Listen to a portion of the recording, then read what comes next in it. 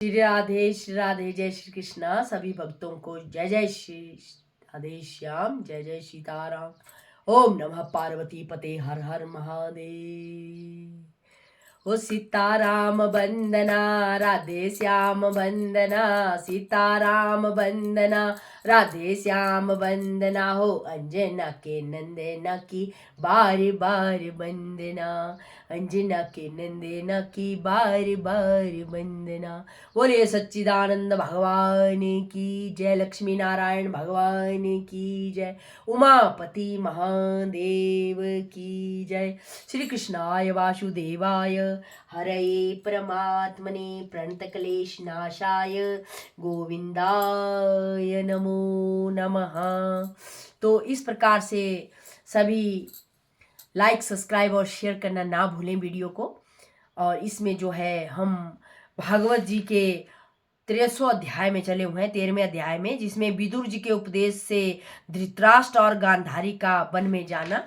तो वन में जो है वो उत्तराखंड की तरफ विदुर जी ने इशारा कर दिया महात्मा ने कि अब क्यों पड़े हैं यहाँ पे भीम की रोटियों के टुकड़ों पे क्यों पल रहे हैं आप, अब समय हो गया है, कहीं निकल जाइए। क्योंकि उसको विष देने की साजिशें रची गई, द्रौपदी का चीरहरण आपके सामने हुआ और महाभारत का युद्ध आपके सामने हुआ, फिर भी अभी आपकी आंखें तृप्त नहीं हुई, आपका जो मन है वो भरा नहीं। अब आगे काल मंडरा रहा है, वन को जाने का समय हो गया है। तो महात्मा विदुर जी ने इशारा करते हुए उत्तराखंड की तरफ कह दिया धृतराष्ट्र को कि हाँ, आपको अब निकलना होगा महाराज।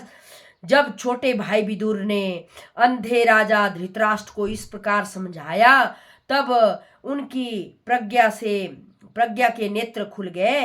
वे भाई बंधुओं के सुदृढ़ स्नेह पासों को काटकर अपने छोटे भाई विदुर के दिखलाए हुए मार्ग से निकल पड़े।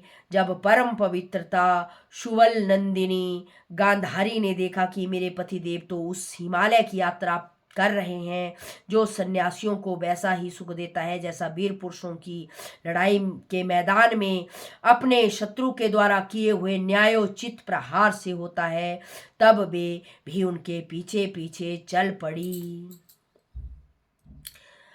अजात शत्रु युधिष्ठिर ने प्रातः काल संध्या वंदन तथा अग्निहोत्र करके ब्राह्मणों को नमस्कार किया और उन्हें तिल, गौ, भूमि और सुवर्ण दान किया। इसके बाद जब वे गुरुजनों की चरणार वंदना के लिए राजमहल में गए, तब उन्हें धृतराष्ट्र, विदुर तथा गांधारी के दर्शन नहीं हुए। युधिष्ठिर हर रोज भगवान की पूजा पाठ करके उनके दर्शनों के लिए जाते थे। तो वहां गए तो उनके दर्शन नहीं हुए। तब युधिष्ठिर ने उदिग्र चित्त होकर वहीं बैठे हुए संजय से पूछा, संजय, मेरे वे वृद्ध और नेत्रहीन पिता धृतराष्ट्र कहाँ है? तब पुत्र शोक से पीड़ित दुखिया माता गांधारी और मेरे परम हितैषी चाचा विदुर जी कहाँ चले गए? ताऊ जी अपने पुत्रों और बंधु बांधवों के मारे जाने पर दुखी थे। मैं बड़ा मंदबुद्धि हूँ, कहीं मुझसे कहीं किसी प्रकार का अपराध की आशंका करके वे माता गांधारी सहित गंगा जी में तो नहीं कूद पड़े। जब हमारे पिता पांडुर की मृत्यु हो गई थी और हम लोग नन्हे नन्हे बच्चे थे, तब इन्हीं दोनों चाचाओं ने बड़े बड़े दुखों से हमें बचाया था। वे हम पर बड़ा ही प्रेम रखते थे। हाय, वे यहाँ से कहाँ चले गए? ऐसा युधिष्ठिर जी संजय जी से बातचीत कर रहे हैं। सूत जी कहते हैं, संजय अपने स्वामी धृतराष्ट्र को न पाकर कृपा और स्नेह की विकलता से अत्यंत पीड़ित और विहरातुर हो ही रहे थे। वे युधिष्ठिर जी को कुछ उत्तर न दे सके और फिर धीरे धीरे बुद्धि के द्वारा उन्होंने अपने चित्त को स्थिर किया। हाथों से आंखों के आंसू पोंछे और अपने स्वामी धृतराष्ट्र के चरणों का स्मरण करते हुए युधिष्ठिर से कहा।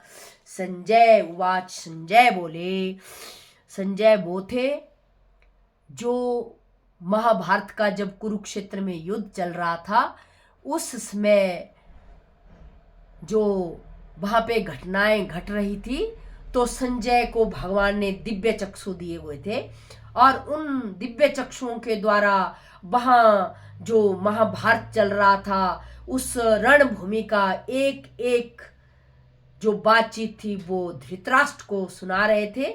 और जो धृतराष्ट्र को संजय सुना रहे थे वही उपाख्यान जो है वो गीता जी में आता है। तो गीता जी से आप सुन सकते हैं कि वहाँ धृतराष्ट्र को संजय जी क्या क्या सुना रहे थे। वो संजय यही संजय है। तो संजय बोले, कुल नंदन, मुझे आपके दोनों चाचा और गांधारी के संकल्प का कुछ भी पता नहीं है महाबाहो।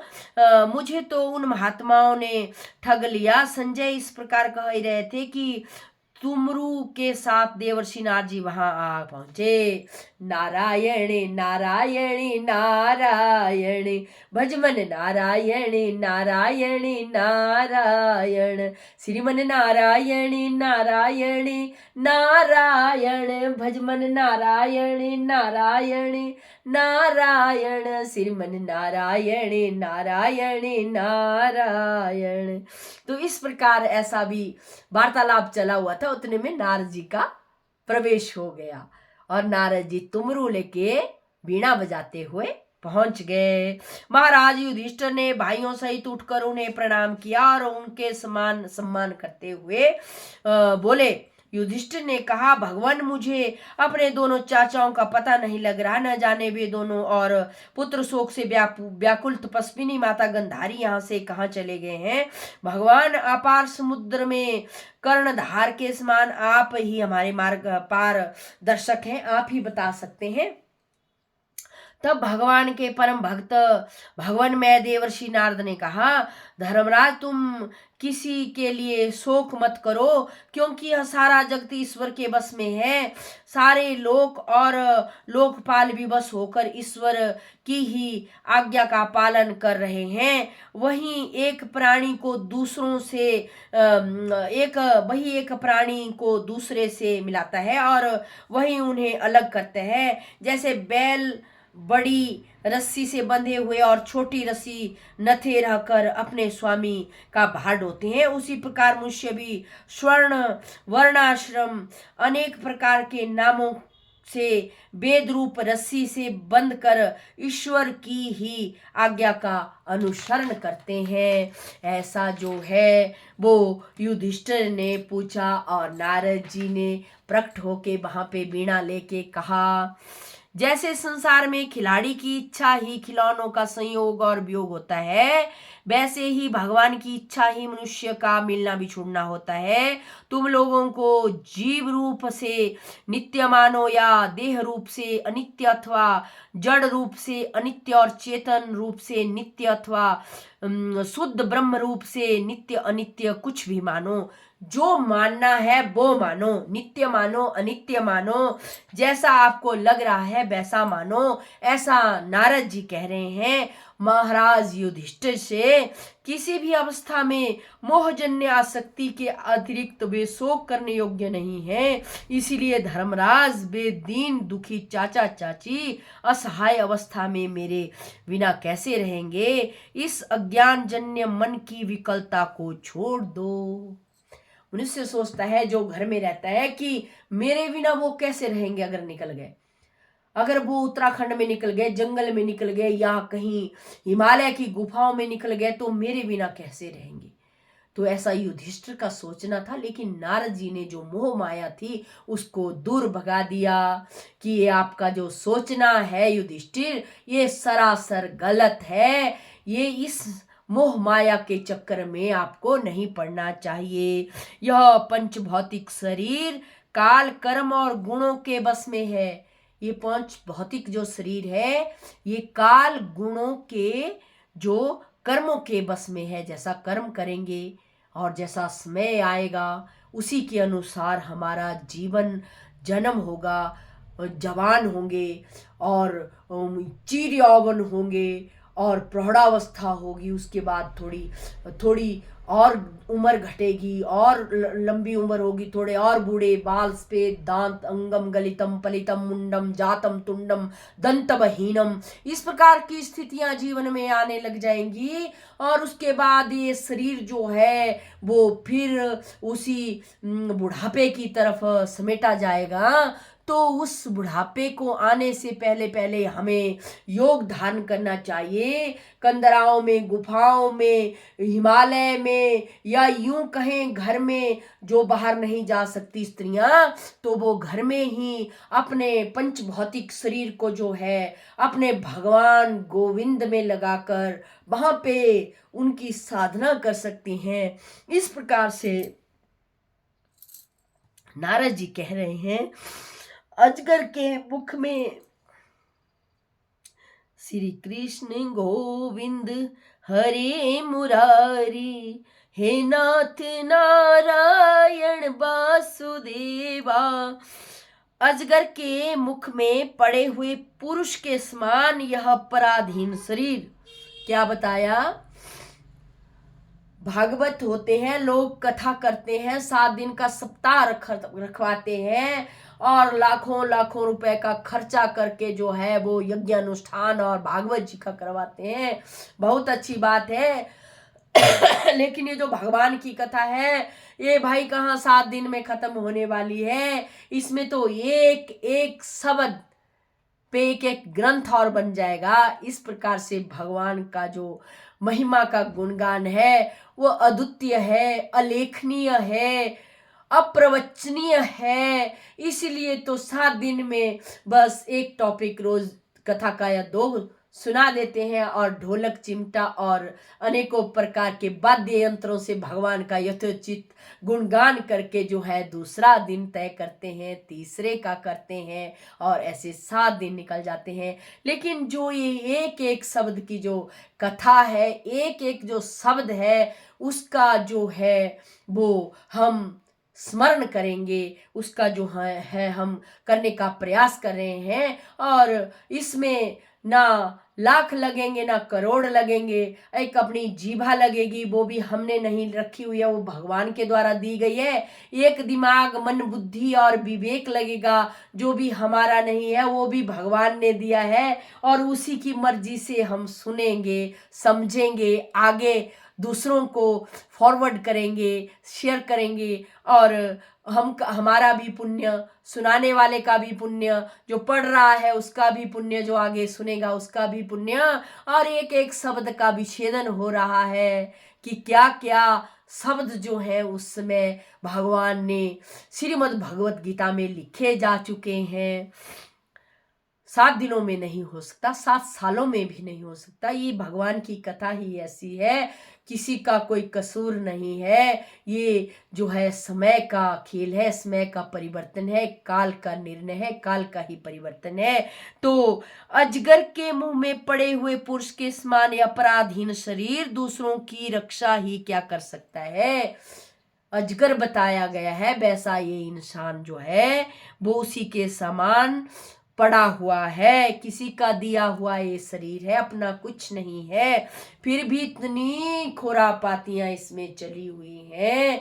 मतलब 50 नहीं जिएगा आदमी, 100 जी जाएगा, 150 जी जाएगा, बड़ा ही धर्मात्मा हुआ 200 साल, 400 जी जाएगा। लेकिन मैं कहती हूँ तो जाएगा, लेकिन ये खुरापातियां करके ही जाएगा कि कुछ भगवान का भी करके जाएगा। बस बात यही है, कथा कर ली, कीर्तन कर लिया, सत्संग कर लिया, लेकिन ये जो मनन करना है, श्वासों में उतारना है और अपने जीवन में अपनी गांठें बांध बांध के इसमें अपने भगवान का प्रेम जागृत करना है, आनंद जागृत करना है, वो भी इसी में ही आना चाहिए।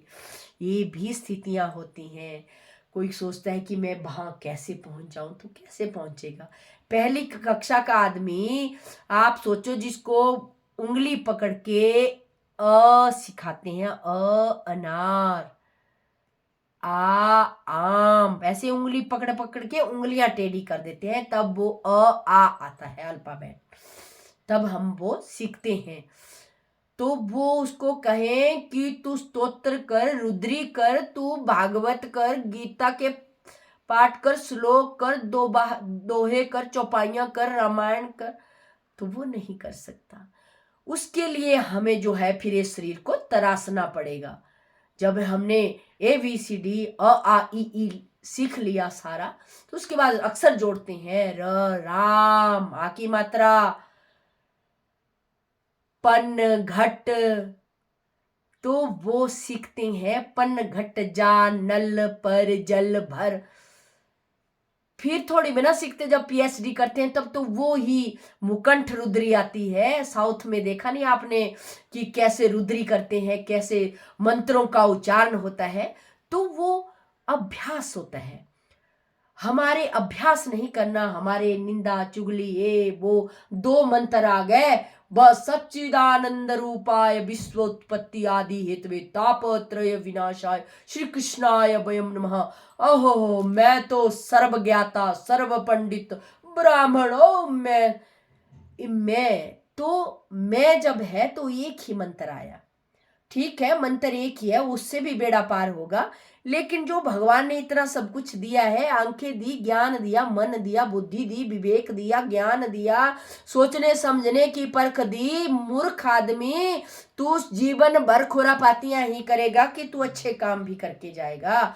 तो इसके लिए जो है ये भगवान ने ग्रंथ रखे हुए हैं कि मनुष्य को नित्य प्रति एक एक पाठ, एक एक श्लोक हर रोज पढ़ना चाहिए, स्मरण करना चाहिए, कथा कीर्तन में जाना चाहिए और उसका रोज श्रवण करना चाहिए, शाम को मनन करना चाहिए कि आज जो मैं दिन में गया, पंडित जी ने कथा सुनाई, ब्राह्मण जी ने कथा सुनाई, वेद व्यास जी ने कथा सुनाई, या जो व्यास जी वहां पे बैठे थे उन्होंने कथा सुनाई, तो मैंने क्या पाया, ये हमें स्मरण होना चाहिए।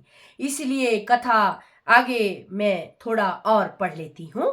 तो अजगर के मुंह में पड़े हुए पुरुष के समान वह पराधीन शरीर दूसरों की रक्षा ही क्या कर सकता है।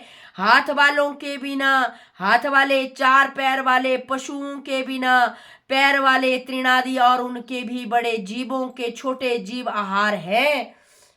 बड़े का हमेशा छोटा आहार कर लेता है, बड़ी मछली छोटी को खा जाती है, मगरमच्छ मछली को छोटी को खा जाता है। तो जो रीछ भालू होते हैं वो और कुत्तों और चीजों का शिकार, मतलब ये काल का चक्र ही ऐसा चला है कि कोई छूटने वाला नहीं है।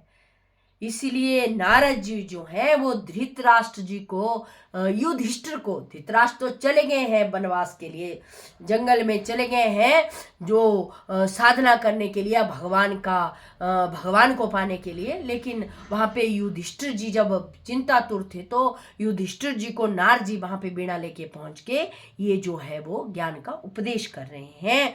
तो वो ऐसे जीवों को खा जाते हैं। इस प्रकार एक जीव दूसरे जीव का जीवन का कारण हो रहा है। इन समस्त रूपों में जीवों के बाहर और भीतर वही एक स्वयं प्रकाश भगवान जो संपूर्ण आत्माओं के आत्मा है, माया के द्वारा अनेकों प्रकार के प्रकट हो रहे हैं। तुम केवल इन्हीं को देखो महाराज, समस्त प्राणियों को जीवन दान देने वाले वे ही भगवान इसमें इस पृथ्वी तल पर देव द्रोहियों का नाश करने के लिए काल रूप से अवतीर्ण हुए हैं। अब वे देवताओं का कार्य पूरा कर चुके हैं, थोड़ा सा काम और शेष है, उसी के लिए वे रुके हुए हैं। जब तक वे प्रभु यहाँ हैं तब तक तुम लोगों भी उनकी प्रतीक्षा करते रहो। ऐसा जो है वो नारद जी युधिष्ठिर जी को बता रहे हैं। धर्मराज, हिमालय के दक्षिण मार्ग में, दक्षिण भाग में जहाँ सप्तऋषि कहाँ रहते हैं, हिमालय के दक्षिण भाग में रहते हैं।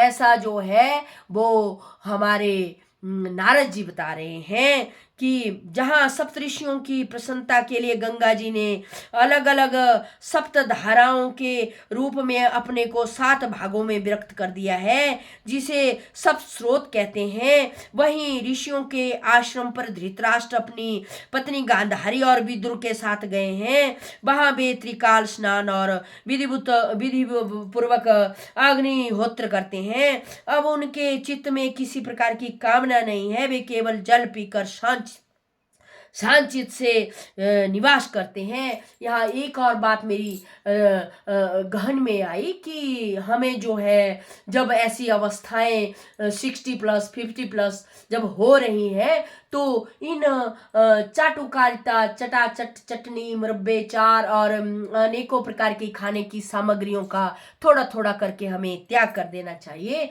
और भोजन की मात्राएं कम कर देनी चाहिए, और जिससे हम उपवास वही उसी में कर रखें और अपने सांसों पे जो है वो ध्यान दें, तो वो वैसे होगा। खूब दबा दबा के सब कुछ कचौड़ी पकौड़ी ज़्यादा से ज़्यादा खाएंगे तो ऐसा जो है हम जब तब नहीं कर सकते ज़्यादा। तो हम भी थोड़ा बहुत बनाते तो सब है परिवार के लिए, लेकिन थोड़ा थोड़ा खाते हैं। ऐसा नहीं कि वो बनाया वो सब हम ही खाते हैं, बस थोड़ा सा हम भी थोड़ा थोड़ा कम कर रहे हैं। लेकिन जब परिवार की थोड़ी इच्छा होती है कि ऐसा बनाओ, नहीं तो बाहर से खाते हैं फिर, तो हमें घर में ही वो चीज़ें थोड़ी सी बनानी पड़ती है यथा अनुसार, यथा योग्य।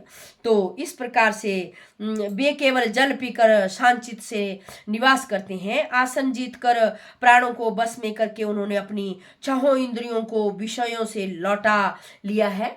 जो इंद्रियां होती हैं उनको भी अपने वश में कर लिया है। उसी प्रकार से भगवान की धारणा के से उन्होंने तमोगुण, रजोगुण और सत्वगुण के मल नष्ट हो चुके हैं। जो रासिक ठाट होते हैं, जिनके तमोगुण होते हैं, सत्वगुण होते हैं, सात्विक होते हैं, उनसे भी वो ऊपर उठ गए हैं। ऐसा जो है वो नारद जी बता रहे हैं हमारे युधिष्ठिर जी को।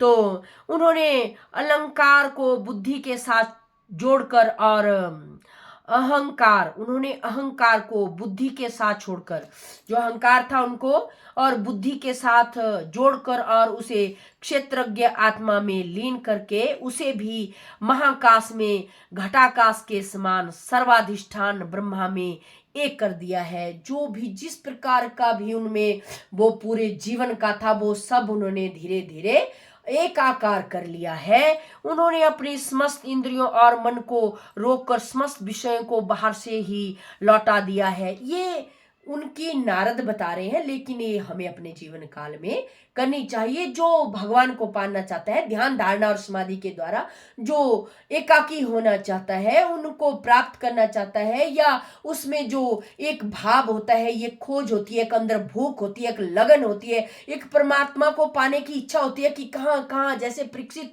बाहर निकले माँ के गर्भ से तो देखे कि कहाँ कहाँ वो, कहाँ जो मुझे गर्भ में दिखा वो कहाँ, तो वो परीक्षित वैसा ढूंढ रहे थे। वैसी हम में भी जब बाहर निकल गए हैं तो जीवन भी जी लिया है, बच्चे भी हो गए हैं, सुख भी भोग लिया है और दुख सुख भी भोग लिए हैं, तो क्यों ना हमें भी एकाकार होके उस स्थिति को पहुंच जाना चाहिए और दुनिया के कार्य भी करते रहना चाहिए। उसमें भी जो हमारा पात्रता बनती है, हमारा जो पात्र बनता है, हमें जो कोई ज्ञान हमसे पूछता है उन्हें हमें बताना चाहिए। सब प्रकार से हमें पूर्ण होना चाहिए, ये हमारी स्थिति होनी चाहिए। और इस प्रकार से उन्होंने अपनी समस्त इंद्रियों को रोककर समस्त विषयों को बाहर से ही लौटा दिया और माया के गुणों से होने वाले परिणाम को सर्वथा मिटा दिया है। समस्त कर्मों का संन्यास करके वे इसमें ठूंठ की तरह स्थित होकर बैठे हुए हैं। जैसे आजकल चर्चा में IIT बाबा जी आए हुए हैं, क्या पता उनका क्या विषय है, हम ज़्यादा नहीं जानते, हमने देखा नहीं है, लेकिन सुनी सुनाई बातें हैं। फिर भी बात ऐसी है कि अगर वो वैसे सच में है तो बात तो बहुत जानने योग्य है कि उन्होंने परमात्मा की प्राप्ति कर ली है, उनको सहज में भी इतना सब कुछ मिल गया है, पूर्व जन्मों के कर्म होंगे जो उनको ये ज्ञान हो गया है। लेकिन उन्होंने भी बहुत कुछ, जो उनकी जो वीडियो देखते हैं, उनके जो विचार हैं या जो व्यक्त करते हैं, तो उन्हीं के अनुसार ऐसा लगता है कि उनके घर में कैसी कैसी स्थितियां रही होगी बचपन में, जो उन्होंने बड़े होके उनको फोर्स किया गया कि आप ये करो वो करो, उन्होंने सब कुछ करके दिखा दिया। उसके बाद भी जो घर में तानाशाही थी वो खत्म नहीं हुई थी, तो उन्होंने सोचा कि इतना पढ़ लिखे, इतना यार इतना कमा के, फॉरेन में इतना संघर्ष करके इतना पैसा कमा के भी मुझे ये सब देखना पड़ रहा है, तो कुछ ना कुछ कहीं तो बहुत ज़्यादा कमियां इस संसार में, इस भारतवर्ष में या कहीं भी हो रही हैं। तो उन्होंने एक मंथन किया कि क्यों ना इसको भी, बातों को बाहर निकाला जाए। कोई सुनने वाला था ही नहीं, तो अगर वैसा उन्होंने बताया वैसा था तो वाक्य में ही बहुत कुछ था। तो वो तो अब समझ गए तो एकाकार हो गए। तो इस प्रकार से धृतराष्ट्र उस अवस्था में हो रहे हैं जो आईआईटी बाबा 28-30 वर्ष 32 वर्ष की उम्र में हो गए। तो नाम तो वही आता है जिसने इतना संघर्ष किया है और इतना बाबा बन के बैठे हुए हैं। कोई ऐसे बाबा नहीं बन जाता, किसी में ऐसा सामर्थ्य नहीं है जो ऐसे उठे और ऐसे बाबा बन जाए। कोई तो बात होगी, इसे हम भी मान सकते हैं। बहुत महात्मा है, उच्च कोटि के हैं, बहुत सी अनुभूतियां हैं, लेकिन उसमें वो भी एक छोटा सा रोल दे रहे हैं आईआईटी बाबा। तो आगे बढ़ाते हैं बात को। अतः तुम उनके मार्ग में शीघ्र रूप मत बनना। धर्मराज, आज के 5वें दिन वे अपने शरीर का परित्याग कर देंगे। ये नारद जी ने युधिष्ठिर जी को बात बता दी। उनको सर्व ज्ञाता थे, उनको पता था नारद जी को कि आज से 5वें दिन धृतराष्ट्र जो है वो शरीर त्याग देंगे, तो और वह जलकर भस्म हो जाएगा अपने आप ही। गह प्रत्यादि अग्नियों के द्वारा कर्ण कुटी के साथ अपने पति के मृतदेह को जलते देखकर बाहर खड़ी हुई साध्वी गंधारी भी पति का अनुगमन करती हुई उसी आग में प्रवेश कर जाएगी। वो स्वयं अग्नि का आवाहन करेंगे, अग्नि में जलेंगे, और गांधारी जब देखेगी तो वो भी उसी आग में राख हो जाएगी। ऐसा अद्वितीय प्रेम गांधारी का भी थोड़ा सा मुझे स्मरण हो रहा है। कुछ भी हुआ हो, लेकिन गांधारी जब राजा धृतराष्ट्र को ब्याही गई तो उनको बहुत सुंदर, बहुत तपस्विनी, लेकिन देखो उनकी प्रतीक्षा परीक्षा या उनकी जो एक प्रतिज्ञा थी वो ले ली। प्रतिज्ञा कह सकते हैं इसको, कि उन्होंने अपनी आंख में पट्टी बांध दी। पति को नहीं दिखता तो मैं भी नहीं दिखूंगी। कितनी नारी, कितनी उच्च कोटि की देवियां रही हमारे भारतवर्ष में। और आज की देखें, पूरा दिन निकल जाए पर काना फूसी से नहीं हटेंगी।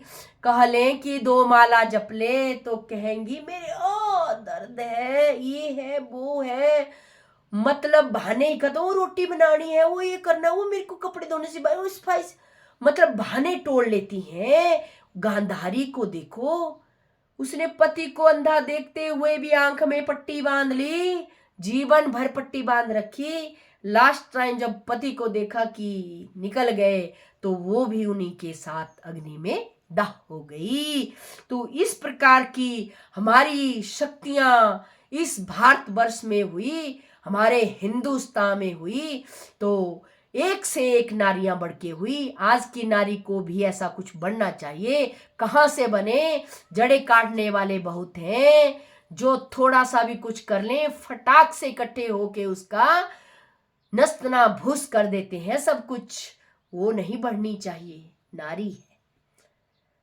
लेकिन नारी को भी ठानना चाहिए, मरते दम तक लड़ेंगी, लेकिन जो सच्चाई है, अच्छाई है, जो भगवान के प्रति एक सांस टिकाई है, उसको वहां लेके छोड़ेंगे। ये नारियों में दम होना चाहिए, नारियों में शक्ति होनी चाहिए, नारी जागृत होनी चाहिए। धर्मराज विदुर जी अपने भाई का आश्चर्यमय मोक्ष देखकर हर्षित और वियोग देखकर दुखित होते हुए वहां से तीर्थ सेवन के लिए चले जाएंगे। विदुर जी भी चले जाएंगे फिर से। देवर्षि नारद यूं कहकर तुमरू के साथ स्वर्ग को चले गए, क्योंकि वो ज्यादा देर नहीं रुकते थे, किसी एक जगह पर थोड़ी देर रुकते थे तो रुके, सुनाया और वहां से निकल गए। धर्मराज युधिष्ठिर ने उनके उपदेशों को हृदय में धारण करके शोक को त्याग दिया। श्री कृष्ण गोविंद हरे मुरारे, हे नाथ नारायण वासुदेवा। हरे कृष्णा कृष्णा कृष्णा हरे हरे, हरे रामा रामा रामा हरे हरे। श्री कृष्ण गोविंद हरे मुरारे, हे नाथ नारायण वासुदेवा। एकमात्र स्वामी सखा हमारे, हे नाथ नारायण वासुदेवा, हे नाथ नारायण वासुदेवा। तो इस प्रकार से इति श्रीमद् भागवत महापुराणे परमहंस्याम संहितां प्रथम स्कंधे नैमिषारण्योपाख्याने 13 अध्याय। तो बाकी आगे की जो कथा है चतुर्थो अध्याय। अब सगुन देखकर महाराज युधिष्ठिर का शंका करना और अर्जुन का द्वारिका से लौटना, ये हमारा आगे की कथा का विषय रहेगा। तो इसी पे चर्चा भी होगी और भगवान के प्रति सुदृढ़ प्रेम और परम भगवान को पाने की जागृति भी होगी। इसी के साथ जय जय श्री राधे श्याम, जय श्री कृष्णा, राधे राधे। श्री कृष्णाय वासुदेवाय हरे परमात्मने प्रणत क्लेशनाशाय गोविंदाय नमो नमः।